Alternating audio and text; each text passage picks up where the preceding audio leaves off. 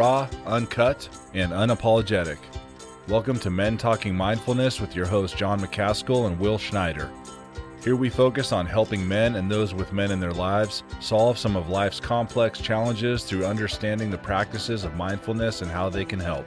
Each episode is in an environment free of judgment and criticism, with a focus on authenticity and inner peace. Let's dig in.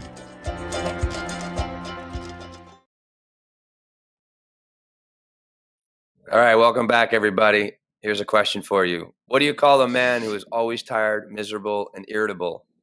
Answer, normal. Second question. How do you tell if a man has irritable male syndrome? Answer, you ask him to pass the salt and he yells, take, take, take. That's all you ever do. This little zinger, which appeared in the London Daily Mirror, illustrates some important aspects of what many men and those who must live with them are experiencing these days.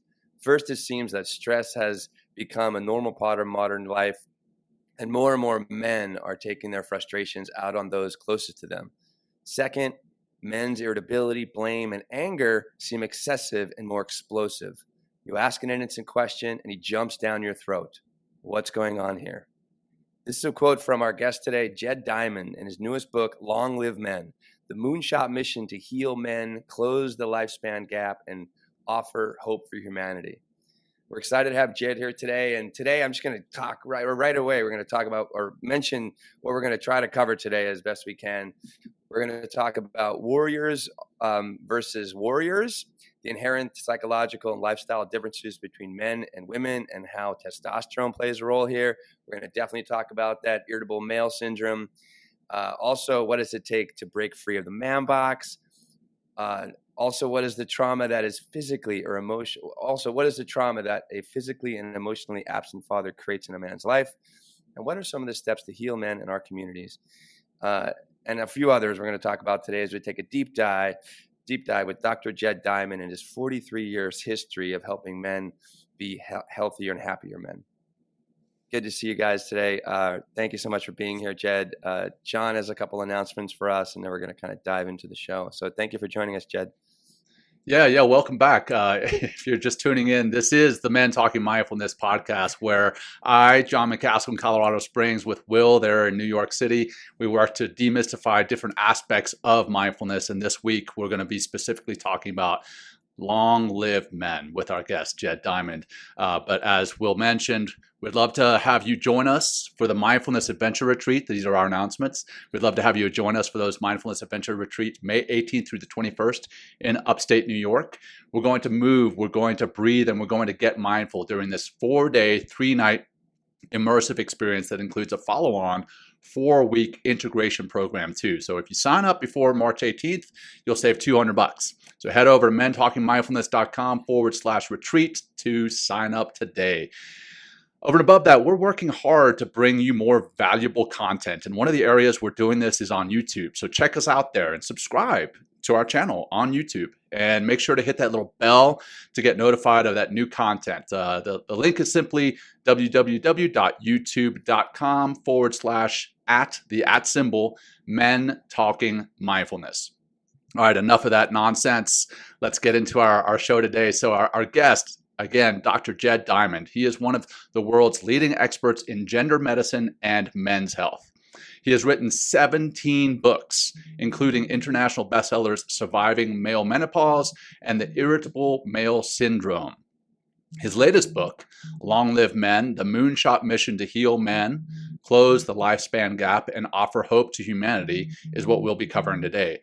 Jed holds a PhD in international health, is a licensed clinical social worker, and has been a practicing psychotherapist for more than 50 years, helping men and women who love them to live fully, love deeply, and make a positive difference in the world. His work has been featured in major newspapers throughout the United States. He has been featured on more than 1,000 radio and TV programs. He and his wife, Carlin, are proud parents of 5 grown children, 17 grandchildren, and 2 great-grandchildren. Amazing. All right, Will, I'm going to turn it over to you to do our opening practice, and then we're going to get into this content because it's so important to our listeners and their families and everyone who surrounds them. So over to you, Will, brother. All right, we're just going to take these 5 breaths. We're going to work with that parachute breath again that we learned from Marcus Aurelius Anderson. We're just going to take a really big, significant inhale through the nose, and we're going to take a long, slow exhale out the mouth. And the exhale, just imagine yourself relaxing and releasing tension and stress as you kind of float like a parachute slowly down to the earth. Let's begin. Exhale the breath all the way out, like you're pushing the breath through a little straw in your lips. Take that first big inhale. Exhale. Push all the breath out. Squeeze the bottom like a tube of toothpaste. Again, in.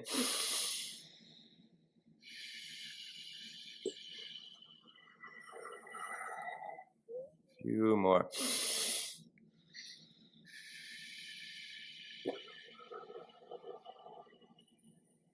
2, last 2. Empty, empty, squeeze it out, relax, go easy. Last 1.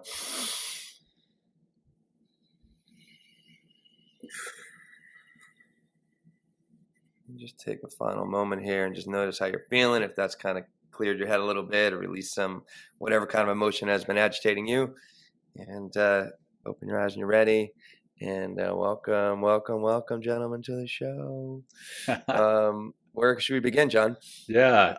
Well, Jed, again, thank you so much for joining us. Thank you for what you're doing for the world, honestly, when it comes down to it, as we'll get into, like, how important closing this gap in male life expectancy versus female life expectancy. But let's talk about what's going on here. Like, why is there such a difference in male versus female life expectancy, and why is that gap actually growing? Well, thank you for having me on. There's so many, I think, really interesting issues that are coming up. Just the awareness, shows like the ones you're doing, to raise awareness about men's health generally. When I started out, 50 some odd years ago, there was a lot of talk and focus on women and women's health, but not very much, if anything, about men's health. So I think this is a tribute to the fact that this is needed, that it's important, and that people like you folks, the work I've been doing, are coming together to recognize not only is the lifespan gap that is increasing, it's been there a long time, but it's gotten increasingly worse over the years.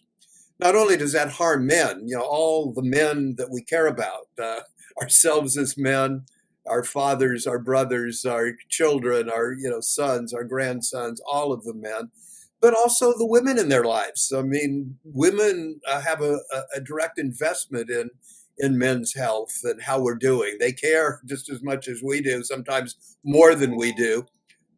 So the work that I've been doing, and I think the topic itself is one that came into very clear focus for me. I've been doing this work, as I say, 50 or more years now.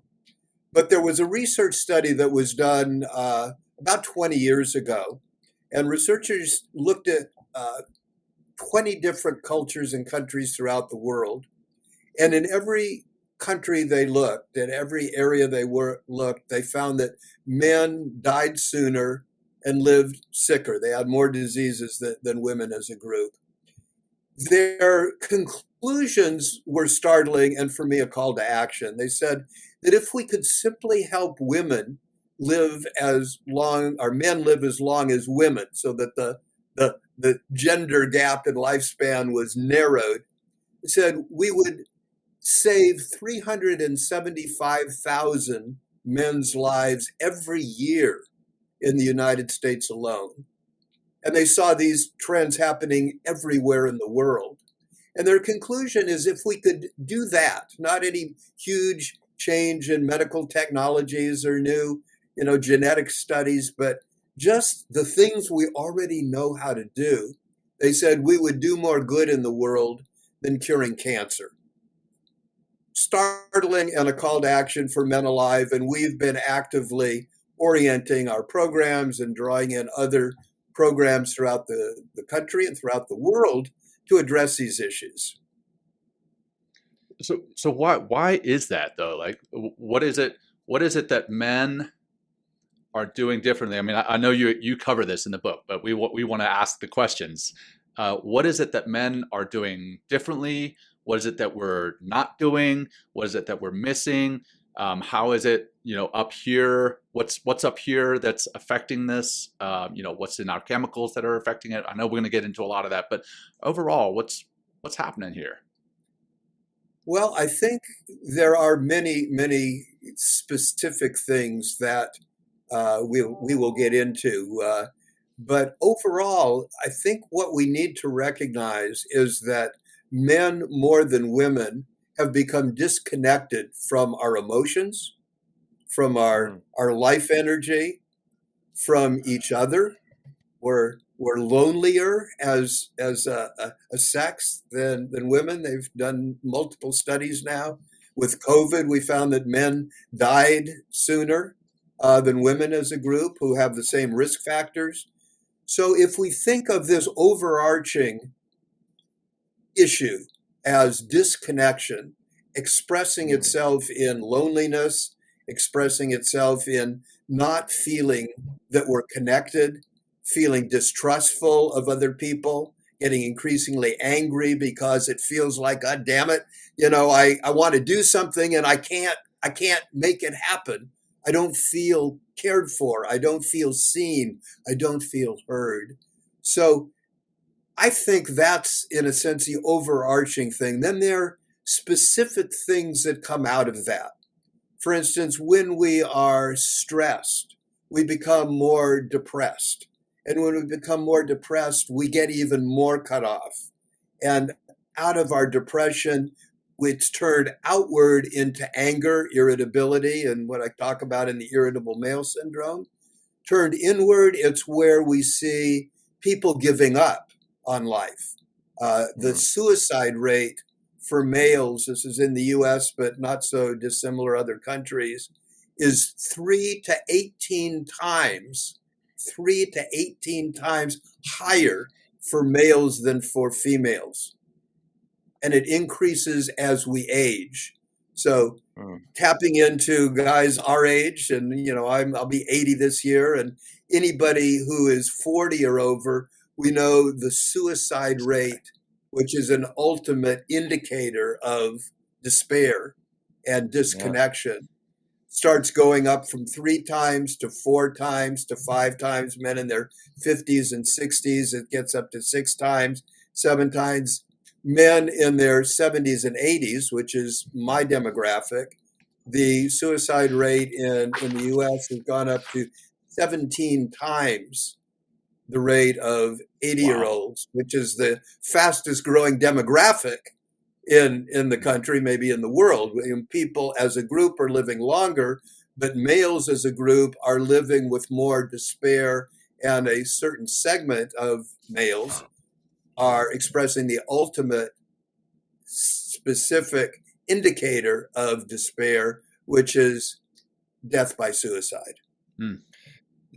Does a lot of this despair and isolation and loneliness, does it come from what I touched on earlier, like the man box, right? And I'll just in the man box, you were defined in the book, and from Gary Baker, he says that the man box refers to a set of beliefs communicated by parents, families, media, peers, and other members of society that place pressure on men to be a certain way.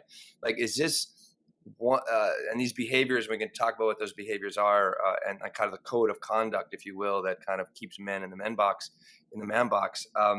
Is that what's kind of driving men to isolate and putting them into despair, and then having increased levels of suicide ideation, and then taking action towards suicide?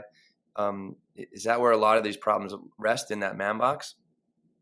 Well, as you say, I talk about this extensively in the book and in the other books that I've written, is if you think about, our own lives as men, I'll just take my example. I'm a guy, and, we grew up with, right from the nursery rhymes that we heard growing up. They've changed over time, but they're universal. Actually, they're not just in the United States. This one is familiar to many people. And we distinguish between little girls who are made of sugar and spice and everything nice, and little boys are made of snips and snails and puppy dogs' tails. Yeah. And the implication is, well, how did the puppy dogs lose their tails? Well, guys must have cut them off, or there's something not only violent about males, but there's something bad about males. There's something, not good about males. So everything from there to then the things that we're told we have to be. We have to be strong. We have to be stoic. I'm watching the football Super Bowl, and you see Patrick Mahomes, injuring clearly his already injured ankle, grimacing on the side, but gets back in the game. And God bless. I'm glad if you're a fan, you like to see your team win. But from a man's point of view, that's also that notion of we play hurt in sports and in life. We don't complain. We don't cry. We don't let our feelings out. We don't let ourselves be vulnerable. That's very personal. We actually have two grandsons. You mentioned my 17 grandchildren and two great-grandchildren. Well, two of my grandsons play in the National Football League. Oh, wow. They were drafted out of, high school into college, and out of college into the pros. They started out with the New England Patriots and then have been on other teams. But I feel it very personally, this ethic of the kind of man box culture, and have tried to teach my children and myself and the people I work with and my grandchildren that we do not have to buy into the restrictions that not only keep men isolated, but the same box that keeps men in a certain way of being also do, in a sense, the opposite to women. If you think about what men are told we have to do and we must not do, are the same things that are reversed. Men are supposed to be strong and stoic. Women are supposed to be gentle and kind and feeling. So breaking out of the man box is the way that we hold that summary of becoming our own unique selves, being who we're really meant to be. Right, and we actually got introduced to you from Ed Frauenheim, who wrote or helped co-write Reinventing Masculinity with Ed Adams, and they talk about confined masculinity rather than the kind of triggering term that's toxic masculinity, but confined masculinity. And with that confined masculinity, there's three roles. And if you've listened to this and you've listened to some of the episodes before, you've heard me and Will talk about this: the provider, the conqueror, and the protector. And that's kind of how society confines the masculine energy, is that we're kind of confined to those. But it seems as though those three roles and that confined masculinity is what's actually killing us. It's keeping us from being vulnerable enough to go and maybe even admit that we have some type of health problem and go see a doctor about it. I know I rarely go to see the doctor, and I try to practice wellness, but I also have this kind of masculine energy that's telling me, hey, that sickness is happening to other people. It's not happening to me. I'm perfectly healthy, but that's the lifestyle that I know you talk about in the book is one where we're less likely to actually go and seek medical attention for injuries or illness or sickness, but we're also more prone to take extreme risks. Riding a motorcycle, off a ramp or something crazy like that. We are our own worst enemies, and I forget what the term was that you mentioned in the book, but something to the effect traditional views of masculinity often conflict with health. Can you talk about that a little bit? Let me say a couple of things around that. I had a client, you'll appreciate this. He said that he went in, he was very health oriented. He was very proud of that. He got his regular annual health checkup. But then he said once every 10 years. That was how he got his annual checkup. And it's not so far off the mark. So Yeah. part of, I think, what I want to underline in the restrictive or the man box idea isn't that these roles are bad.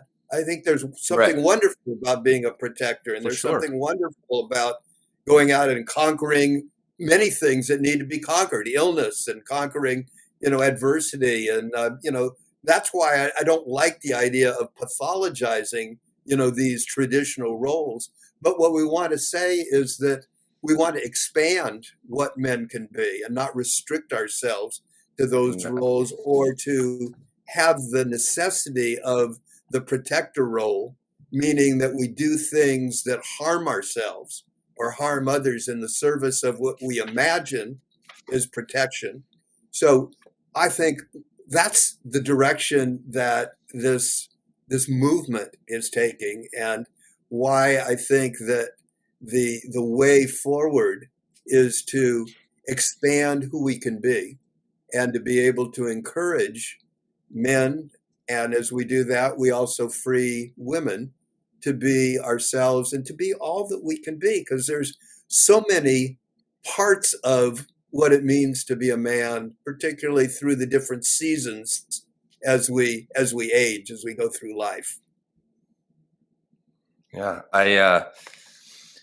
and that's what we're trying to really create here with the show, with our conversation today, is like, and continually, like, how many conversations and authors have we had on this particular topic, and just trying to soften the way men are and realize that, we can be, instead of like the man box kind of characteristics that you list here in the book, and how men must be and women must not be. You say economically powerful, physically strong, courageous, cool and stoic, protective, responsible, logical, active, aggressive, hairy, muscular, outspoken, rugged, and tough. Right. And then you have here, men must not be and women must be. Right. This is like kind of, again, that man box paradigm.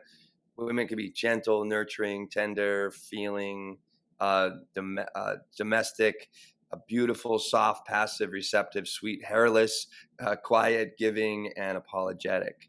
And it's like, I feel like the man box, it's just sad that, and I feel this, like I've lived in that man box for a long time, and I'm going to go see my family this weekend, and I'm going to be like on the periphery of that man box, and I'll try to be pulled in that man box. And, I'll probably be playing in that man box for a little bit as we kind of bust each other's balls and like shame each other around whatever. I'm not drinking enough or something, or like taking risks in some stupid way.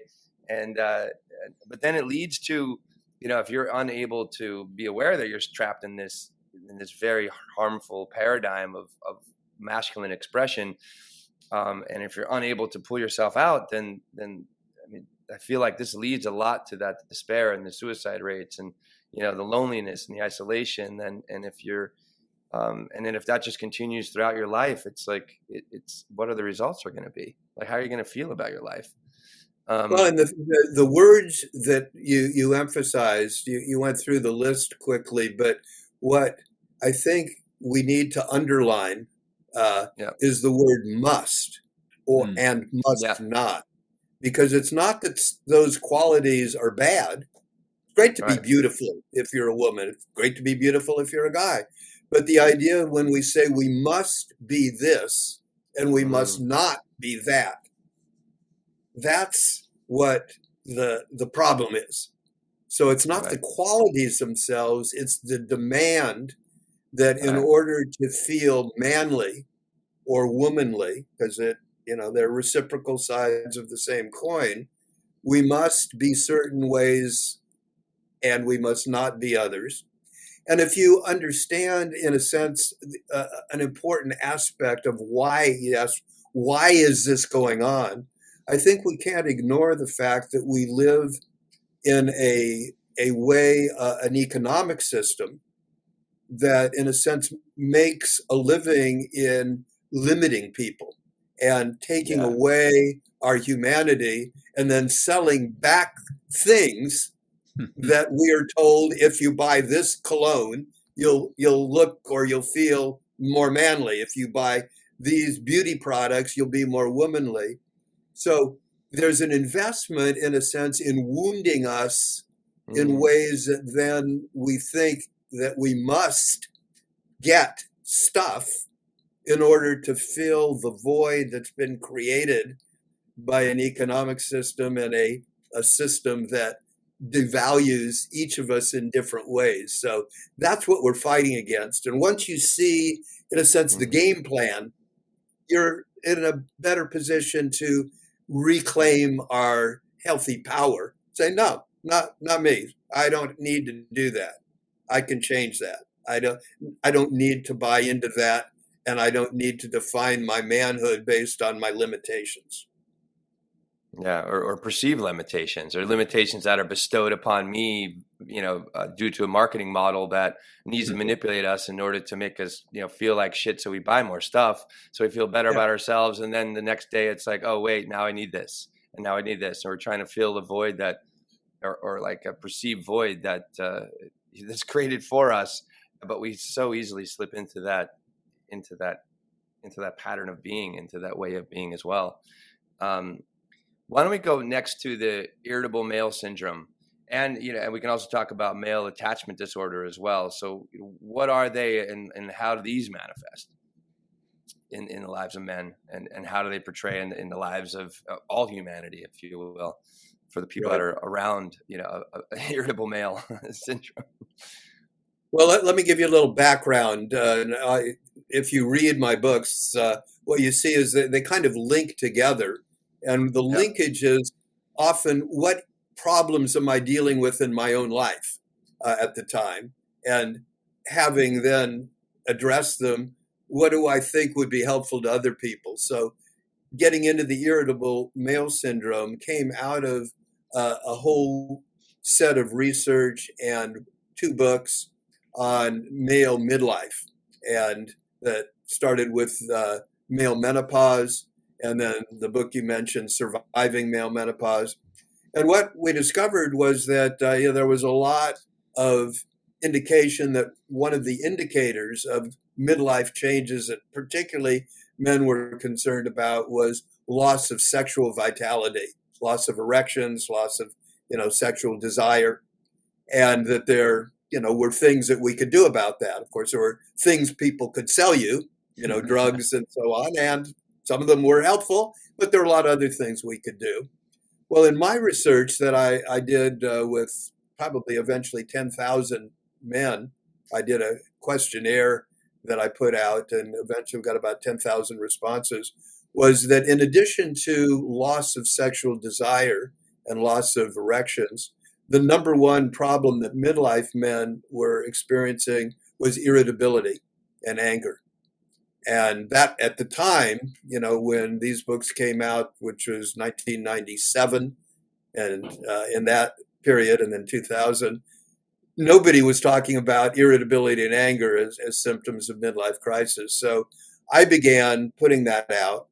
And then I started getting literally thousands of emails and letters from people saying, I'm not in midlife. I know men in midlife that have that irritability and anger, but I'm not a midlife. I'm younger. What's going on? And I started to look into that.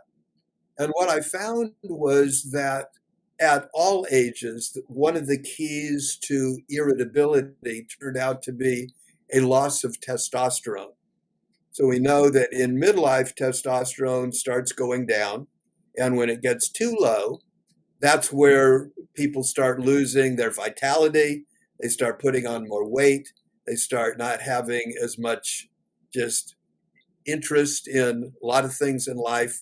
Their sexuality starts getting diminished. And what we began to see was that midlife change that we contributed to male menopause, also you could see in younger men that wasn't due to a drop of testosterone due to age, but a drop of testosterone due to stress, which was one of the causes that I found out that I described in irritable male syndrome, added stress. It had to do with diet, what we were eating. that many men were eating these very low carbohydrate, high protein diets. And what research was showing was that the neurochemical in the brain called serotonin, and many have heard of serotonin when we think of drugs that help for depression. They're called SSRIs, which are selective serotonin reuptake inhibitors. Basically, it keeps more serotonin in the synapses of our nerves that helps us feel calmer, less depressed. Well, it turns out if you eat a very low carbohydrate diet, we're not talking about cutting out, refined carbohydrates, sports drinks and sugary drinks and so on, but, potatoes, vegetables, things that are good carbohydrates, you lower the serotonin levels in the brain. So many men were becoming irritable because of changes in brain chemistry having to do with our diet. So diet, exercise were two stresses that were causing that. The third cause was our changing role. We know that what it means to be a man has changed. Those roles of being the protector and provider. There was a time when we thought that was enough. And now we know that for a good relationship, for a good well-being, we also need to be caring fathers and emotionally involved and so on. So we find that there are a number of things that we learned that not only are true for men at midlife, lowering testosterone, hormonal changes, brain changes in stress levels, and changes in roles. But I've added a fifth one, actually, since the book, The Irritable Male Syndrome, came out, which is I think, existential fear that more and more people, and men in particular, feel about the state of humanity. That I think we're increasingly feeling that humanity as a whole is out of balance. And I think the reason that men particularly feel that, if we go back through evolutionary time, that males were the ones that left the camp and went distances to hunt. And it was the men that would notice if the environment was changing. Things were drying out, the animals were moving, and they would, get the tribe. Hey, we got to go south. We need to move from our homeland and find new homeland. Well, I think increasingly men are sensitive not only to those other four issues, but to the fifth issue that, in a sense, we're the canaries in the coal mine. The fact that men are dying sooner and living sicker, not only are the result of, these things we've described, but I think it's an indicator that men as a group are feeling something's wrong, not just me personally, not just in my family, not just in my communities, but there's something wrong in how we are conducting ourselves as a human species, and that we're, in a sense, feeling it, and we're coming together. It's one of the things, as you know, I'm doing with what's Moonshot idea, to bring men organizations together to recognize that we as a group, men and women, but men in particular, are calling ourselves and others to not only take care of ourselves individually, to take care of our families and our communities, but to change what we're doing in the world and our relationship to the earth and our earth support system to really keep humanity alive. So all of these both go into what I call irritable male syndrome. I mean, no wonder we're angry. No wonder we're upset. And right. It's a call to doing something about it at all these levels I'm describing. Well, what is a good first step? Like if you're, say I finally go to the doctor, right? I get some blood work done. I realize that my, my testosterone level has decreased or is lessened, and I have been irritable. My wife's been complaining about me or something. It's like, what's a good solid first step in order to kind of step out of this emotional state, if you will? Well, there's an actual first step even before that I kind of stumbled on. as you know, if you read the book, The Irritable Male Syndrome, and I don't have this in the new book, but I developed a questionnaire when I was doing the research to see what issues people were dealing with, what symptoms they had. So I created actually a 50-question irritable male syndrome scale that I have available. Anybody who emails me, I can send it to them directly. But the scale had symptoms and degree of difficulty, degree of problem that people could fill out, and then a score at the bottom that indicated what degree of irritability they might have. We all have some. I mean, life's stressful, but as it gets higher numbers, that irritability becomes more significant. And what I found after I had the questionnaire up, I got, like I said, several thousand responses. I got requests to leave the questionnaire on my website, which I had it on for years, where people could go take the quiz and score it. Now I make it available. And what people find, and I've heard men say, my wife or my partner's been telling me for years I'm irritable, but God damn it, I'm not irritable. You get the humor. But they took the quiz, and it was guys like, many of us, not all of us, but we like a number. We want something that quantifies the degree of our problem. And they said that it really helped them to recognize that there was a problem. So that's step one for many people. Take the quiz. And like I say, I send it to people. If you get the book, you can take it in the book. It's an article. It's a lot out there. But for you guys, for people that are listening and watching, if you email me, or I can send you the quiz, people can take it. And yeah, we can actually probably be good on our website, Jed. Sorry to cut you off, but we can add that to our website if that's okay with you. Anybody can do that. And then once you say, I've got something, because like everything else, many people are told, yeah, you're irritable or your testosterone's low, but we're busy people. We got a lot of stuff to do. Life is stressful. So to get people to actually take action means that you have to buy into this is important. And sometimes the questionnaire says, wow, I got a score, and here's what it means. 10,000 other men have taken it, and when they scored there, it was an indicator it was a serious problem. I think I better take this seriously. Then the things that go from that, look, if your testosterone is low, well, first you got to get it checked. There's ways you can find out, blood tests, saliva tests, a number of tests to see what your testosterone levels are.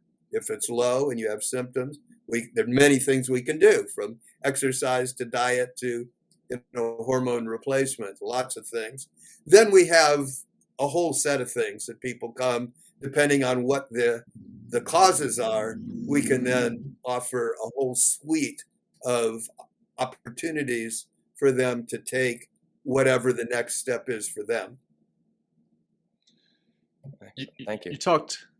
You talked briefly about support, and in the book you talk about how important having that social support is for men.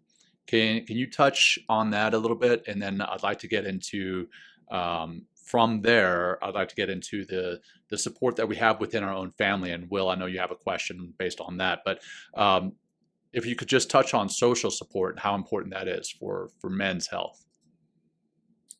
Well, again, part of my background is I'm, in addition to having a PhD in international health, I was in medical school for a time before I went into social work and went back and got my PhD.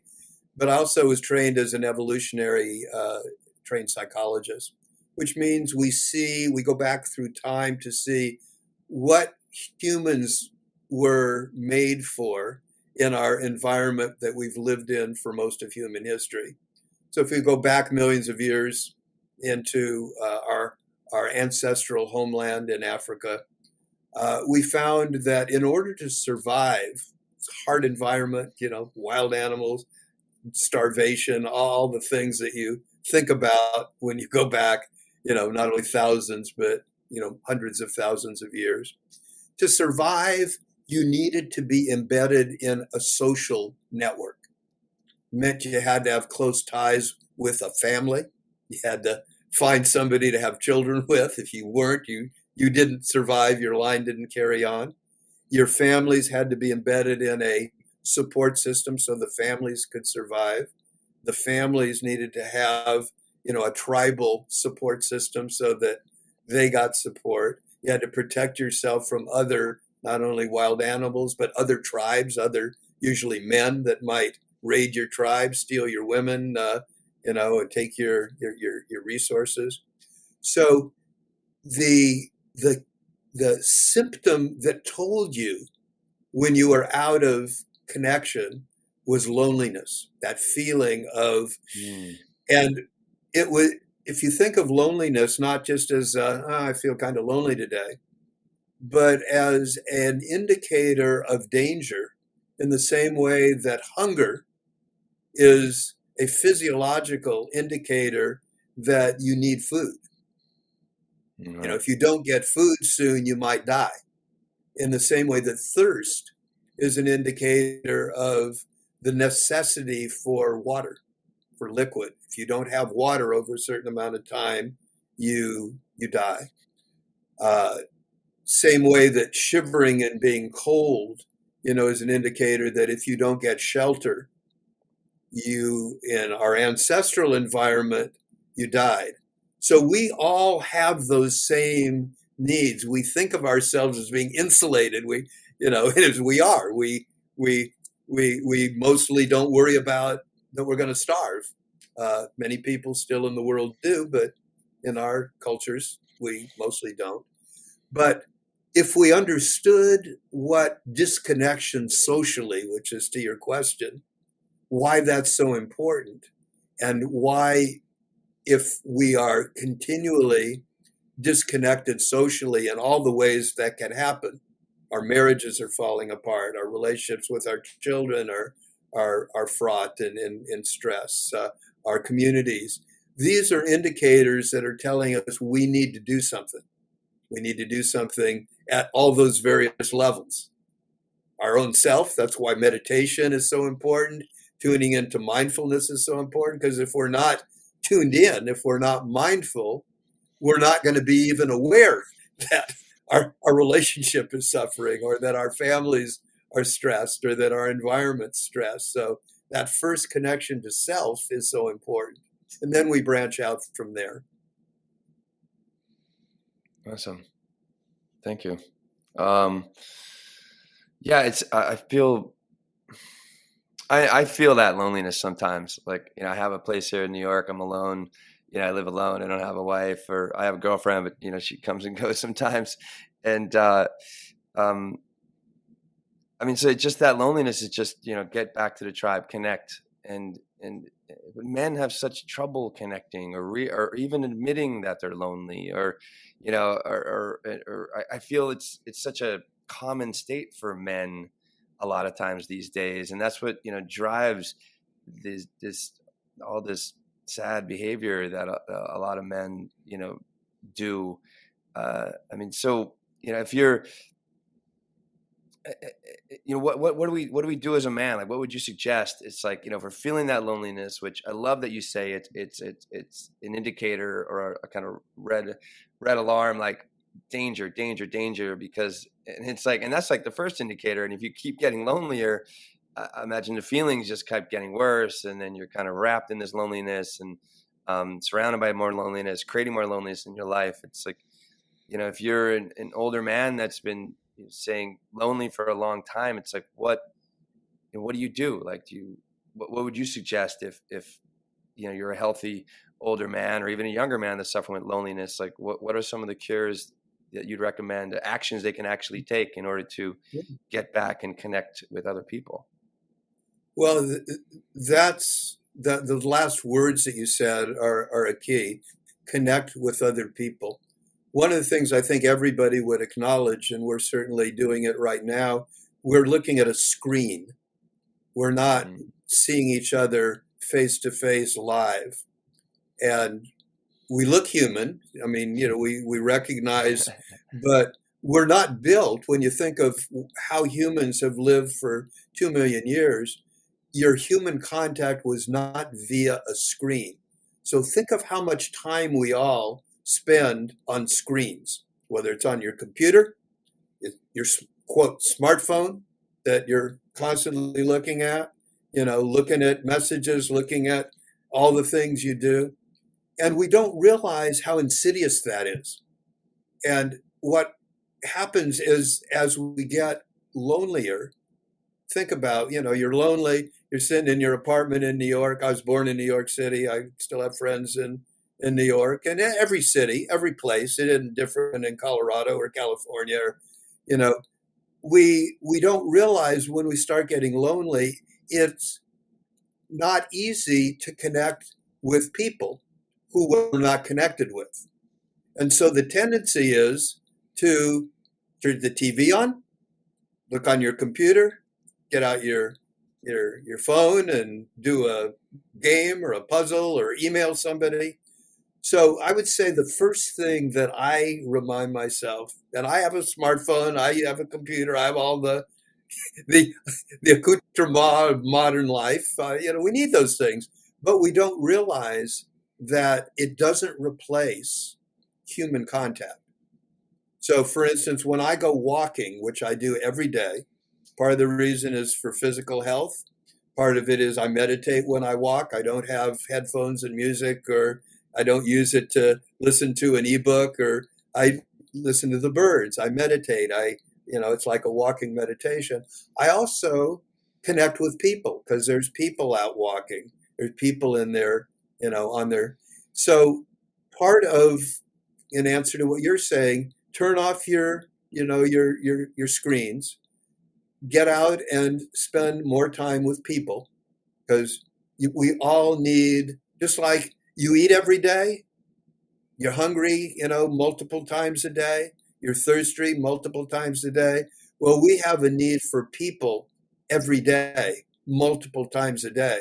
So if we recognize that, and then we make a little effort, which means you got to walk out and, in any big city, half the people are looking down on their cell phones while they're walking, or they got earbuds in and they're listening to their phone, or they're listening. And so you don't want to engage them because they don't look very engageable. And yet, if you smile, hey, brother, how you doing? Nice day, whatever. Just even little, research has shown this, even little connections that would seem insignificant, going into Starbucks and, and actually talking to the person a little more than, ordering your latte, and you get to know the people. You go through the same neighborhoods, you talk to the people, instead of doing it by phone, and ordering in because it's easier, or, having your food delivered because it's quicker. You go in and you talk, you engage. Those little things are lifesavers.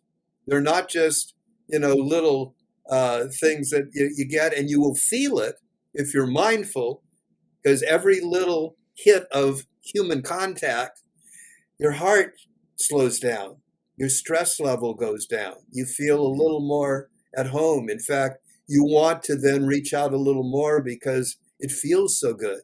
You don't feel that sense of alienation living in a city that everybody's busy doing something other than interacting with you. So does that give you at least a little sense of it? It does. And I think it's interesting because what you're talking about, and, if we're kind of or part of the criteria of being a man, or quote unquote, is being courageous. It takes a little courage to kind of reach out and be like, connect with another group. So maybe take that risk. If you think you're a big tough guy, go out and talk to a stranger, say hello. How that begins to change you a little bit. Maybe it'll shake you out of your loneliness. Yeah. Be vulnerable. All right. Right. Take a chance. Exactly. Right? Be vulnerable. God and forbid. I want to come back to this social support piece. Not so much to ask a question, but just to read a part that you had in the book. It says, men have less social support, formal and informal. Men's main problem is not self-loathing, stupidity, greed, or any of the legions of other things they're accused of. The problem instead is loneliness as they age. They gradually lose contacts with friends and family. And here's the important part. they don't replenish them. Like I know, my wife, if she loses contacts with a friend that she's grown up with, she will replenish that friendship.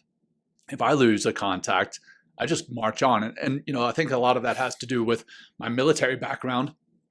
I had temporary military friends in the military organizations that I was in the neighborhoods that I lived in, but I always knew that I was going to be moving in 2 or 3 years. So I was like, okay, I'm really not going to establish deep ties with that person. And now I've retired from the military and I'm in a place that I can, in fact, make friends, but I got so much into that habit of not making long-term friends. I barely even know my neighbors.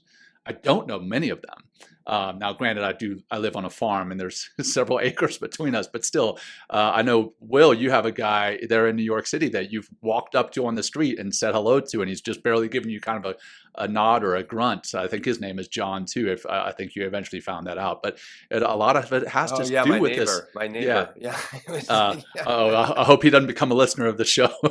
He's the one guy I don't want listening. Oh, no. Actually, it's funny. I'll tell this story really quick for Jed and you, John. Like, so just moved into this apartment like last May, and I try to make simple connections so I can just connect to the community. I get that little drip of oxytocin or whatever by connecting and bonding, which kind of brightens my day a little bit. Maybe I could bring a little sunshine to someone else's day. But there's this guy on the I live on the corner, and he's like the next door in, and I see him just standing with his arm, like big dude, like he goes to the gym. This guy's he's a monster, right? Big dude. And, I like to know my neighbors because I think it's important to have a sense of community where you live in case something goes down. I mean, it's New York, right? I mean, it's smart.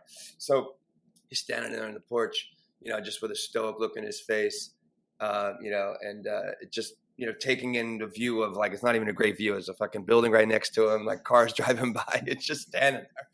And I walked by and I was like, hey, what's up? My name's Will. I just moved next door. And he just he just turns his head and goes, I was like, what's your name? And I try to like stick my hand out to shake his hand. And he goes, John. And it just like lifts his forearm out, and I like bump his forearm with my fist. I'm like, all right, John, I'll see you later. Right. And then over the last several weeks, and I haven't seen him in a little while, John, so maybe his lease is up. But like he would see me and he'd be like, hey, what's up, brother? Like, how you doing? We'd talk a little bit, and I got to know him a little bit. And it was just like, just by me extending myself and be like, hey, what's up? My name, who are you? Here's who I am. It just, we kind of, I don't know, maybe it just takes that one little thing for men to realize like, oh, that's another dude. I'm a dude. It's like, everything's going to be okay. I can connect. But it was just so strange. His behavior just barely couldn't even really look at me. I was like, he's in the man box here. He was totally trapped in the man box. Like, Yeah. Anyway, so that'd be a good story to plug in. What you illustrate two important points is that humans have survived as long as we have, and hopefully we'll keep going on this, because we cooperated. We have this ethic, of the survival of the fittest and a misreading of evolutionary ideas, and it's a dog-eat-dog world. The ones that survive are the tough guys and vanquish the others. The truth is, we survived because we cooperated. We connected with other people in positive ways. But it's also true that the biggest danger to men and to our tribe was other men. So, and part of how we would determine, is this somebody that we can connect with? Is this a friend or a foe? Was those intuitive messages that, body language. Is he smiling or is he? The problem with that is that through human history, if you think of, I don't know the exact numbers, but let's say we survived because out of 100 men we might encounter, that we didn't know before, let's say, 75 were positive. We could approach them and they would go, hey, brother, let's hunt together. And maybe there were a small number that were dangerous. You needed to watch them, or you needed to. But now everybody's acting as though they're a danger because they think other people are dangerous. They look at you and go, I don't know about you, or, I got to. So the same percentage, I suspect, is still there everywhere. New York City, everywhere. Most of the guys you're going to run into are if you reach out, will, may take a little time because they'll be a little reluctant, just like you are. But mostly they're going to be friends. They're going to be, if not, bosom buddies, they will be somebody you can, say, hey, brother, and a little bit of oxytocin, a little bit of connection. And if you realize the opposite, most people by now, most men would know, smoking 15 cigarettes a day probably isn't good for your health. Most guys who want to be healthy probably wouldn't do that. But they've done studies that know statistically our risk of illness, our risk of early death is the same if you smoke 15 cigarettes than if you are socially isolated. Wow. Think about that. It's insane. Yeah. So if you're walking down the street, I want to be healthy, but I'm reluctant to reach out because who knows, that may be one of those guys. But if the choice is, well, okay, you can pretend that everything's fine and, pretend smoking 15 cigarettes every day will be a health practice. Or you can go, well, maybe I need to, grab my balls, get strong, take some risk and approach somebody, not only because it makes for good neighbors, it makes for, a community where more people are friendly than are, but it also is specifically good for your health. It will make you live longer, healthier, and happier. Wow. Thank you. That's incredible. I mean, so many of us are doing so much for our health, but we're not addressing the loneliness. And I would say that's on both men and women's side, but probably as we've addressed more on the men's side. In addition to the loneliness, something that we want to make sure we cover is trauma. And you in the book talk about the adverse childhood experiences and how men deal with those ACEs, but you also address the trauma that is being in a house without a father, what that does. Can you talk about the ACEs, the adverse childhood experiences, and how men look at those and address those, deal with them, and then what the ACE of not having a father is in and of itself? Yeah. Well, just to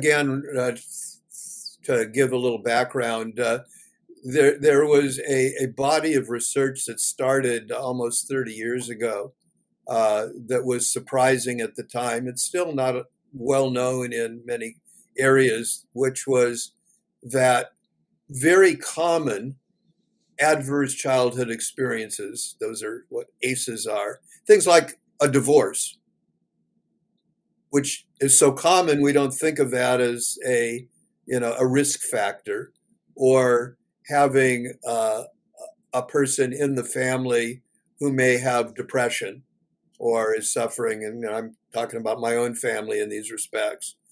And what they found, they did a very simple thing. They came up with 10 different things that had to do with either abuse, neglect, or abandonment. You either had somebody that was gone, or there was aggression in the family, there was violence, there were people were yelling. For each one you had, just each number, you took the thing, did I have one of these, two of these, three of these? One, they found they were very common among people. It wasn't just people that you think of as going through trauma, going through a war zone, but common things that we all had. But not only did they find that in later life there was a direct correlation between the number of adverse childhood experiences and things like heart disease, cancer, all the things that kill people. And you go, really? At the time people couldn't believe that that you could show a direct relationship between these seemingly unrelated childhood experiences and later not only health, physical health, but mental health. People that have more ACEs have higher rates of suicide, drink more alcohol, have higher rates of alcoholism, and so on. And It's those like now are available. methylphenidate. There's been studies, people can find the ACE studies. But what I found, in addition to what's commonly known, is that one of the, again, almost commonly accepted realities for many of us is that we grew up in a home where a father was either physically absent, that was my case, emotionally absent, and true for many, was out working too hard or was just out of connection with the family, had to, have a job, or was aggressive, was dysfunctional in some way, drank too much. And what we found is that ACE, that particular, is so common, but impacts our health, physical health, and our relationship health, both for men and women. I talk with a lot of women who grew up with fathers that were absent. Men, it impacts our own health, relationship. And the good news is that if we recognize it, there are things we can do to heal those traumas that, in a way, have become built into our not only our energetic field, our energy field, but our actual physiological field in our body, that, if not recognized and healed, produces illnesses, physical, emotional, and relational. So the good news is, if we recognize it, we can heal it. And if we understand how many of us have gone through families, I saw, you raised your hand. If you ask almost anybody, a majority of men and women will indicate that they grew up with a father that was absent physically or emotionally. And somebody said that many of us have a hole in our soul in the shape of our fathers. Oh, I heard this before. Yep. And that healing is an ongoing process. But if we can heal that, we not only heal our own physical being and our own sense of wholeness, we also improve our relationships with our girlfriends, our wives, our family, our partners. Yeah. I feel I've been, my dad's still with me. I love him dearly. He's 83. And I think it's also like almost ancestral, or just like generations of man box, generations of emotional absence. And my father was present. And, my dad's still like, we have 100 and some episodes. I don't think he's listened to one yet. My mom started listening to a few.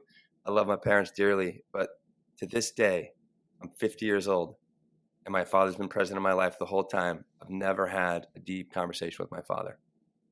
Never. I mean, and it's, it hurts me to say this and even admit this, but like, I say this and I put myself out there because, maybe this is just would help some other man out there.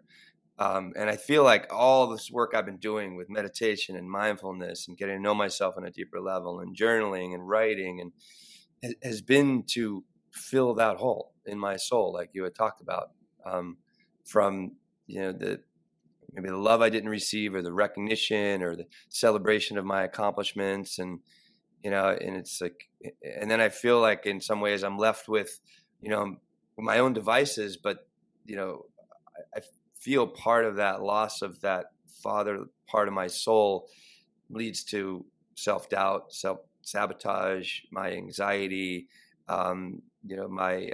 me being very hard on myself at times. And it's just been like literally a lifelong process for me. Or when I kind of woke up was when I was like in my early 30s, just to kind of heal that wound and be my own man. And it's been hard to, I feel, heal without maybe just having that one time. My dad can be like, can I jump in here, Will? Yeah, go ahead. Yeah. I mean, like,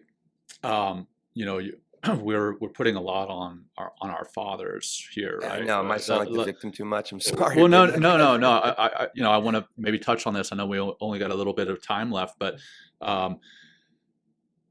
I know in your book, Jed, you talk about your father and his journaling and his journey with mental illness, and then his actually going away and then leaving the institution that he was in, and you never seeing him again. What that that hole, right? That hole that was left in your soul in the shape of your father that went away. Will, you're describing, your father who is still with you and here alive, but you haven't had a deep conversation with him. A lot of our fathers grew up in different times and in different societies, different cultures. How much is it on us, right, as the children, potentially to deepen that relationship, or to have that, like, hey, we talked about taking a risk and being vulnerable and taking a step. Like I've traveled across the country with my father, and that wasn't just so that we could go and see the sights. There's beautiful sights all over the country, but I did it very intentionally so that I could, in fact, have those conversations that I didn't have before. And I'm not saying, hey, look how great Jon is. I'm just saying, hey, we as children, as sons, need to maybe take that first step toward our father and have those deep conversations if we're able to. So no question there, but just a comment for maybe our listeners. If you haven't had those deep conversations with your fathers and they are still available to have those conversations with them, maybe take that first step. Be bold and take that first step. So just a comment more than anything. I've tried, to be honest. I've tried to kind of get in there, and I'm just met with nothing. I'll try to ask him deep questions, or I'll just be like, tell me about your father. It's another thing. Like, I don't know anything about my grandfather. Like, he passed when I was 2 or 3. I mean, I would think that, my dad was deeply affected by his father, and I think, in positive and negative ways. And I'll try to ask, and it's like, just tell me stories let me jump in and offer a couple of things, because just as I said earlier, they're kind of a beginning step for all this. The beginning step in the ACEs area, in the fathering area, is to recognize that we got a wound and accept that and acknowledge it. Just saying, yeah, me too. I feel that. I have a father like that. I have a father like that. That's step one. The second is recognizing, no matter what the wound is, your father and yourself, if you're a father, as I am, father, grandfather, great-grandfather, we did the best we could with what we had. Because the wounds, as you suggested, go back generationally. If you look at my father, who was distant, and he had a father and a mother, back through. So it's nobody's to blame. And the third thing that I tell people, it's never too late to heal. And sometimes you can heal by reaching out to your dad, not necessarily, and it may be too big a jump to ask deep questions. Maybe it's just being in his presence, just, hanging out and being together, even if you didn't say a word. And the final thing that I offer, both to you guys and to your listeners, is, I wrote this book for myself initially. It's called My Distant Dad, Healing the Family Father Wound, which, I talk about my journey and his. But after I finished the book, the publisher asked me, so what's next? They always want your next book. And I said, I'm not sure I'm ready to write another book about another subject. What I'd really like is to develop a workbook for people that they didn't have to spend 70 years like I did to heal my own father wound, that I could guide them through the questions. So I've developed a workbook that anybody can do to deal with their own father wound, whether your father's alive or if he's dead, whether he's available to talk to or not.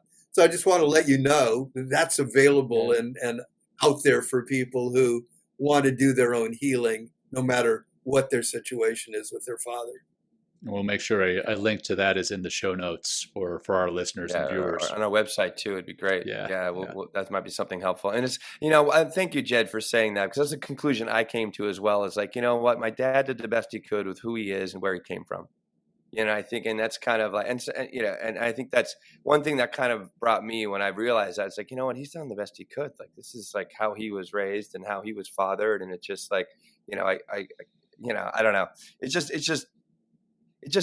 sad. There's a sadness on the inside that, and I'm just emoting that sadness right now, and like getting like some cheap therapy sessions with you. So, not cheap, not like you're cheap, Jed. Like I'm saying, like, It's not free. It's paying free. your It's fee. free. Yeah. But awesome. We still have a little more time. 5 minutes. What do you think, John? We got okay. Yeah, 5 minutes. So we'll probably start to wrap it up in Jed's interests and to respect his time. Well, you talk about warriors and worriers. I know one of the areas I have a little bit to say about that, if that's an area we might want Please. to finish up on. Do you mind if I actually, you want to just jump right in? You want me to read a little bit about that? I have like a little on the page here. Would you like to? Go ahead. So let me do this. So this is Joyce Benson, and she says in her groundbreaking book, Warriors and Worriers, The Survival of the Sexes, she offers new insight about men and women and offers important information based on evolutionary science. She says, for thousands of years, human females and males have faced different sorts of major problems and found different types of solutions. Women have taken primary responsibility for the long-term survival of vulnerable children. In contrast, around the world, men have taken primary responsibility in fighting wars. As a result, these different evolutionary changes, she concludes the following: at essence, men are warriors, and women are at the essence, women are worriers. So yeah, for our listeners, for our listeners, just be I'm clear. trying to do the best I can. Yeah, no, you're doing great. You're doing great. But that's WARR versus John's a fucking WORR. warrior over here. Hey, Seal, I'm right? both. 100%. Man. He's a word father sometimes, right? But anyway, thank you, Jed, for jumping in. Yeah. So just real briefly, this is a research scientist, Joyce Bennett, said that these two kind of iconic ways of being in the world, warriors and worriers. And there's evolutionary reasons why women needed to survive by taking care of themselves and their children. Men survived by, being able to protect the family from other men who, would come and steal or kill them. And what I came to see is that we don't need to be caught in the old paradigms of what worked in the past. Women don't have to be caught in worrying all the time about every possible thing that could go wrong. Men can have a different way of being a warrior. I actually wrote a book called The Warrior's Journey Home, Healing Men, Healing the Planet. It's one of my books. And I just want to quote in here because it fits what you all are doing with your meditation. There's a meditation master that I quote in the book, Chogyam Trungpa. And he wrote this, which I loved because it's a different way of understanding warriorship. And he says that warriorship here does not refer to making war on others. Aggression is the source of our problems, not the solution. Here, the word warrior is taken from the Tibetan Pawao, which literally means one who is brave. Warriorship in this context is the tradition of human bravery or the tradition of fearlessness. Warriorship is not being afraid of who you are. I think that's such a wonderful, in a sense, summary of what we both, who we are deep inside. We have this warrior energy. It's a good energy. There was a time we needed to defend ourselves against others that would harm us. We still live in a world where we need to defend ourselves against people that would harm us. But we can also recognize that we can create a more peaceful world through all the ways that you're talking, through the meditation of tuning into the deep sense of maleness that goes back 1 billion years, which is one thing I mentioned in my book, is that when I thought about where does maleness start in the evolutionary, not just male humans, but male mammals and all the way back, turns out 1 billion years there were different cells that were a male cell and a female cell, the first sperm and the first egg. So that tradition of maleness, of really being who we are, not being afraid of who we are, finding the ways to broaden the scope of who we are and can be, is not only the hope for ourselves. When I talked just briefly at the beginning of, we've developed what we call our moonshot for mankind and humanity. It's the last chapter in the book, where I'm bringing together organizations and individuals who really want to make a difference in the world, to not only help men live as long and well as is possible so that we can be partners with women, but together we can create, in the words of my colleague Charles Eisenstein, the more beautiful world our hearts know is possible. That's how he quotes it. And I think that's a wonderful vision. The more beautiful Indeed. world our hearts know is possible. Yeah. And as a father, that makes my heart warm, thinking about the world actually improving for future generations and what we can do to improve the world for our future generations as we are now. I can't think of a better way to wrap up the show there. Yeah, I agree. Aside from the closing practice, and then also asking Jed, for our listeners, for our viewers who are viewing now, what's the best way for them to get a hold of you, aside from getting your book, this one here, and the 16 others that you've written? What's the best way for them to get a hold of you, Jed? Oh, you're ready for that now? Sure. Yes, sir. I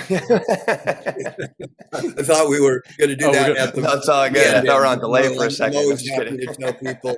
So I'm real accessible. My window to the world is called menalive.com, menalive.com. You can email me at Jed, J-E-D, at menalive.com. I read all my emails. There's resources there that you can tap into, and I love to hear from people. Fantastic. And I'm sure you will hear from some of our listeners. So thank you very much for being with us here, Jed. I'm going to wrap it up with I'm only going to go three breaths just to get us grounded, and then we'll be done. Call it done. Put a bow on it. So go ahead and get comfortable. And if closing your eyes feels comfortable and it's safe, go ahead and do so. Otherwise, just soften your eyelids. And let's just begin by emptying our lungs, breathing out, bringing your navel to your spine. Deep breath in, focusing on the physical aspects of that deep breath in. Hold at the top and let it go. Let it go. Let it go. Empty, empty, empty.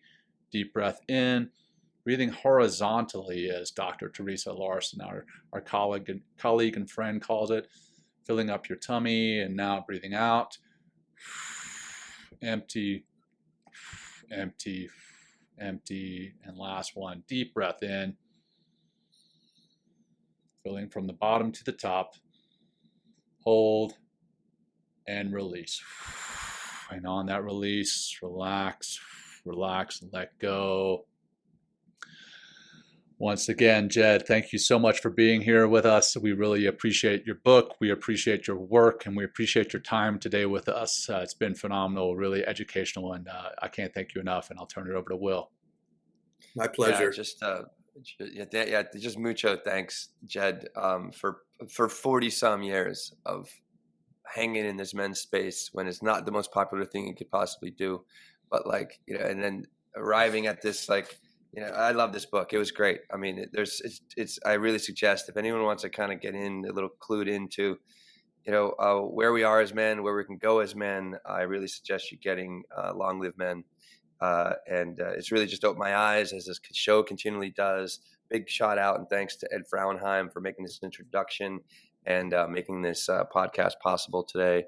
And Jed, thank you. I cannot thank you enough for the work you're putting in the world. And I'm anxious to see what the Moonshot Mission starts to look like. And we'd mentioned in our pre-show that, we love Men Talking Mindfulness to get involved with helping you and helping other men to heal and have healthier and happier lives. So 100%. Thank you. Yeah. Thank you so much, Jed. And until next time, everyone, take care. Okay.